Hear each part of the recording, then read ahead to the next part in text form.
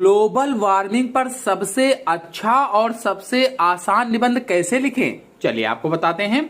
इसके लिए सबसे पहले रूपरेखा लिखेंगे। रूपरेखा में प्रस्तावना, ग्लोबल वार्मिंग का अर्थ, ग्लोबल वार्मिंग के कारण, ग्लोबल वार्मिंग के प्रभाव अथवा दुष्प्रभाव, ग्लोबल वार्मिंग का निवारण और उपसंहार। फिर पहली हेडिंग डालेंगे प्रस्तावना और लिखेंगे ग्लोबल वार्मिंग हमारे देश के अलावा सभी देशों के लिए बहुत बड़ी समस्या है। यह समस्या धरती के वातावरण पर लगातार बढ़ रही है। इस समस्या ने न केवल मनुष्य बल्कि धरती पर रहने वाले प्रत्येक जीव को नुकसान पहुंचाया है। इस समस्या से निपटने के लिए प्रत्येक देश कुछ न कुछ उपाय लगातार कर रहा है, लेकिन यह ग्लोबल वार्मिंग घटने के बजाय निरंतर बढ़ती ही जा रही है, जिसकी वजह से पृथ्वी की सतह का तापमान औसत तापमान से काफी बढ़ता जा रहा है। फिर अगली हेडिंग डालेंगे ग्लोबल वार्मिंग का अर्थ।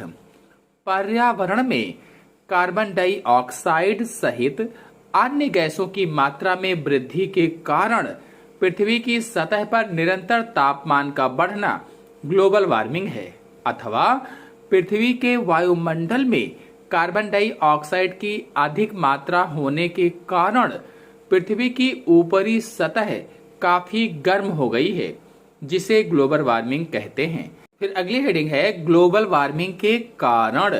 तो ग्लोबल वार्मिंग का मुख्य कारण carbon dioxide, methane, sulphur dioxide, nitrous oxide जैसी आदि ग्रीन हाउस गैसें हैं। पिछले कुछ दशकों से पर्यावरण में ये सभी गैसें काफी मात्रा में बढ़ गई हैं, जिसका मुख्य कारण लोगों द्वारा जीवाश्म ईंधन का अंधाधुंध इस्तेमाल करना और वनों को काटना है। तो वृक्षों की अत्यधिक कटाई से वातावरण में CO2 गैस की वृद्धि होती है, यानी कार्बन डाइऑक्साइड गैस की वृद्धि होती है। जीवाश्म ईंधनों के दहन से उत्पन्न CO2 या कार्बन डाइऑक्साइड और कार्बन मोनोऑक्साइड यानी CO गैसों की मात्रा में वृद्धि होती है। रेफ्रिजरेटर से CFC गैस निकलती है, यानी क्लोरोफ्लोरोकार्बन गैस निकलती है। कारखानों से निकलने वाला धुआं वातावरण में कार्बन डाइऑक्साइड की मात्रा बढ़ाता है।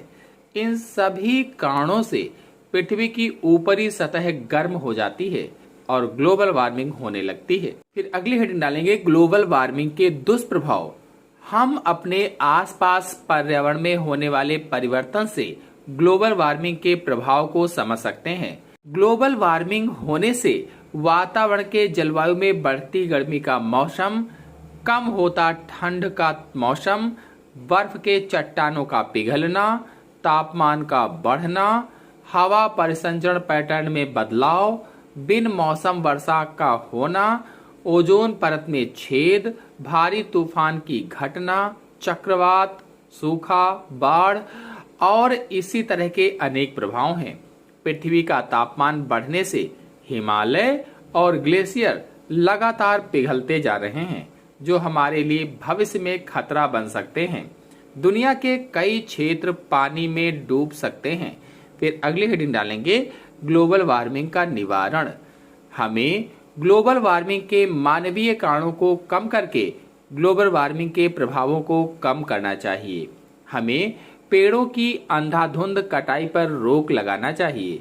हमें बिजली का उपयोग कम करके सौर ऊर्जा का उपयोग अधिक करना चाहिए। कोयले और तेल के जलने के स्तर को कम करना चाहिए। लकड़ी को जलाना बंद करना चाहिए। ग्लोबल वार्मिंग के प्रभाव को कम करने के लिए हमें ग्रीन हाउस गैसों का उत्सर्जन कम करना चाहिए। ऐसा करने से ग्लोबल वार्मिंग को काफी हद तक कम किया जा सकता है। फिर अंतिम हेडिंग डालेंगे उपसंहार और लिखेंगे यदि ग्लोबल वार्मिंग इसी तरह बढ़ती रही तो वह दिन दूर नहीं जब इस पृथ्वी का अस्तित्व खतरे में पड़ जाएगा। हमें इसके प्रति आज ही जागरूक होने की आवश्यकता है, तभी हम इस पृथ्वी को बचा पाएंगे। अब धीरे धीरे सभी देश इसके प्रति जागरूक हो रहे हैं और इसे रोकने के लिए आवश्यक कदम उठा रहे हैं। पर्यावरण संतुलन बनाए रखने के लिए हमें वनों की कटाई पर रोक लगाना चाहिए तथा ज्यादा से ज्यादा वृक्षारोपण किया जाना चाहिए। यह ग्लोबल वार्मिंग के स्तर में अत्यधिक कमी ला सकता है। इसी के साथ आप सभी लोगों को धन्यवाद।